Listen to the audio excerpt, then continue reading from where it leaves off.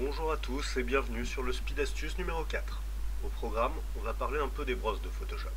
C'est un gros morceau de la peinture numérique et je consacrerai certainement d'autres Speed Astuces à ce sujet. Mais pour l'instant, on va voir comment s'y retrouver et commencer simplement la peinture numérique en choisissant ses brosses. Les brosses, on peut facilement en avoir des centaines. Pour peu qu'on se balade sur des sites spécialisés et qu'on récupère des sets de broches, on se retrouve avec des tas d'effets, des trucs genre craie, pinceau, plus ou moins texturés, des nuages, de l'herbe, des feuilles, des étoiles, des tas de bazar dont on ne sait plus trop quoi faire.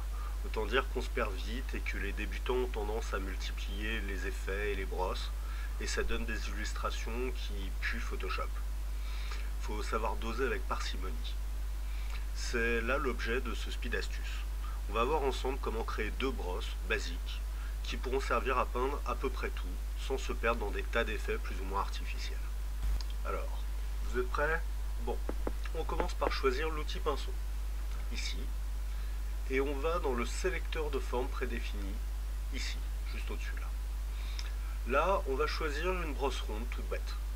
Si vous n'en trouvez pas, n'hésitez pas à aller ici pour charger les brosses basiques nommées justement forme de base. Une fois fait, il va falloir la paramétrer. Appuyez alors sur F5 pour afficher la fenêtre des formes. Voilà. Et c'est là que tout se joue. Dans un premier temps, on va diminuer un peu le pas dans forme de la pointe pour avoir un trait bien continu. Ensuite, on va décocher toutes les options sauf lissage et cliquer sur transfert. Alors pour ce speed astuce, je ne vais pas détailler toutes les options de la fenêtre de forme. On va juste cliquer sur ce qui m'intéresse, à savoir variation de l'opacité. On va choisir pression de la plume et s'assurer que tout est à 0%. C'est bon? Bon. Alors voilà, notre première brosse est opérationnelle. Ça va permettre de faire des modelés facilement. Toutes les nuances d'ombre et de lumière en quelques coups de brosse, en plus ou moins appuyés.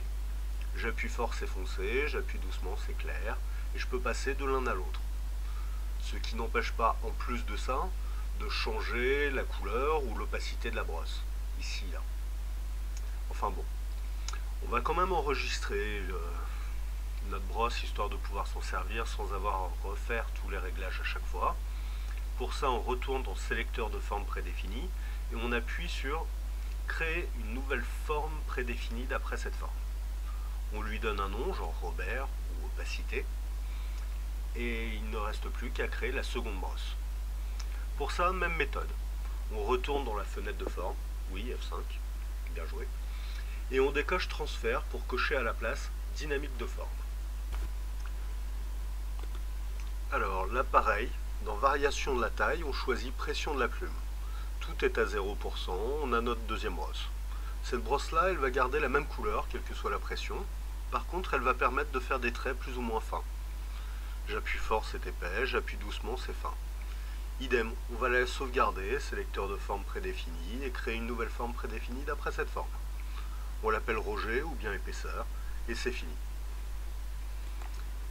Maintenant, place à la démonstration. Un petit dessin d'après photo, juste en noir et blanc, et en utilisant uniquement ces deux brosses. Idem, pour pas compliquer les choses, je n'utilise pas les effets de calque et autres astuces. Alors je commence par utiliser la brosse opacité pour placer les masses principales et commencer à indiquer l'ombre et la lumière. Puis avec la brosse épaisseur, je vais pouvoir faire des détails et donner un peu plus de pêche. Oui, je l'ai déjà dit, il aime bien quand c'est drôle. N'hésitez pas à passer d'une brosse à l'autre en fonction des besoins, à changer la couleur, la taille, l'opacité. Pour ça, regardez mes autres speed astuces où j'explique comment faire. Et voilà ce que ça peut donner. C'est fini pour aujourd'hui, un speed astuce un peu plus long que je ne pensais, mais j'espère utile. Abonnez-vous, commentez, likez, et à bientôt.